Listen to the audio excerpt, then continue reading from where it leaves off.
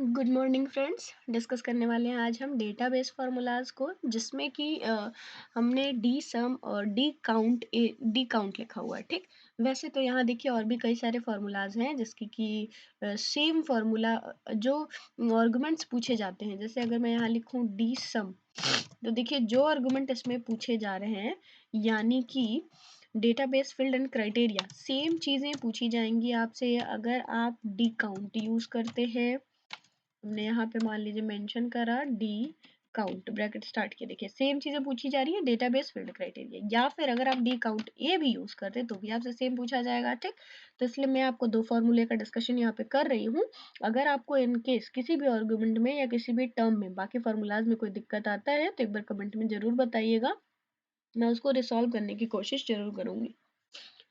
Video start करने से पहले आप लोगों ने अगर मेरी वीडियोस को लाइक शेयर सब्सक्राइब नहीं किया होगा तो जरूर कर लीजिएगा, ताकि आने वाली सारी वीडियो की अपडेट सबसे पहले आपको मिल सके। ठीक है, तो वीडियो स्टार्ट करते हैं। यहाँ पे अप्लाई करते हैं formula equal to the sum, bracket start किया। यहाँ पूछा जा रहा है डेटाबेस। डेटाबेस में हम हेडिंग से लेकर के नीचे तक का पूरा डेटा का सिलेक्शन लेते हैं। ठीक है, जो हमने डेटा बनाया हुआ है जिसपे हमें फॉर्मूला अप्लाई करना है। ठीक, कॉमा करते हैं।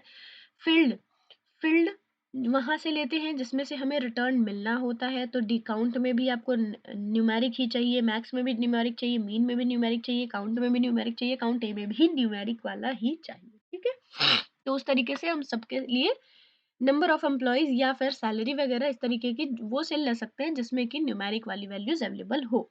फिर कॉमा करते हैं।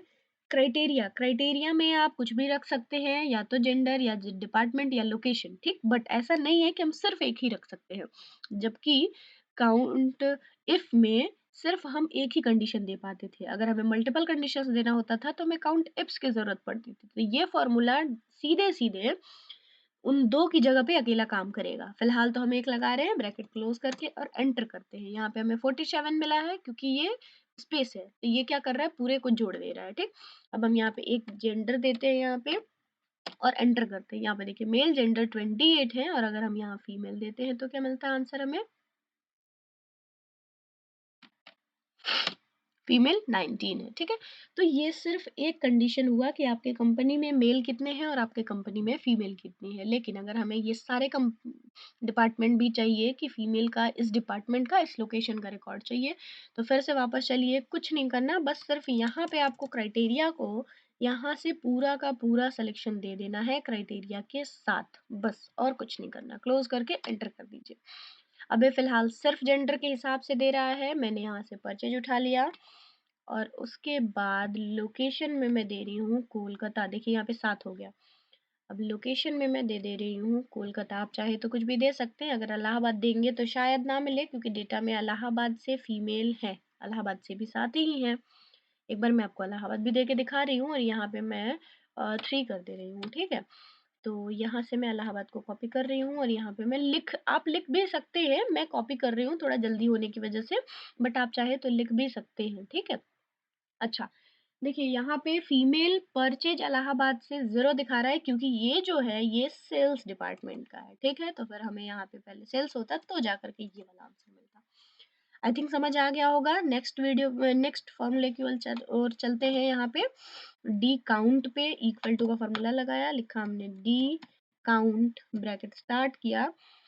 अब यहाँ से हम क्या कर रहे हैं, डी काउंट में तो वैसे अगर हम टेक्स्ट लेंगे तो कोई भी आंसर हमें मिलेगा ही नहीं क्योंकि ये टेक्स्ट है, तो हम यहाँ पे अप्लाई करने वाले हैं तब डी काउंट ए, ब्रैकेट स्टार्ट करते हैं।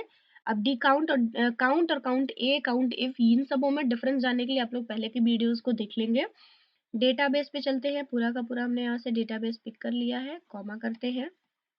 फील्ड लेना है जिसमें से रिटर्न चाहिए, तो रिटर्न हमें किस में से चाहिए, हमें एम्प्लॉय नेम में से ही रिटर्न चाहिए, यानी कि नंबर ही चाहिए, तो हमें यहाँ पे अप्लाई तब वही रखना होगा, यानी कि काउंट ही रखना होगा। ठीक है, अगेन उसके बाद आगे आते हैं हम क्राइटेरिया। जिस रिटर्न हमने बता दिया इसको कि हमें रिटर्न किस में से चाहिए, इसमें से चाहिए, लेकिन अब क्राइटेरिया बताना है आपको कि क्या कंडीशन रखनी है, तो हमने सेम कंडीशन रखा इस बार भी कि हमें इसी कंडीशन के बिहाफ पे सारा का सारा आंसर चाहिए।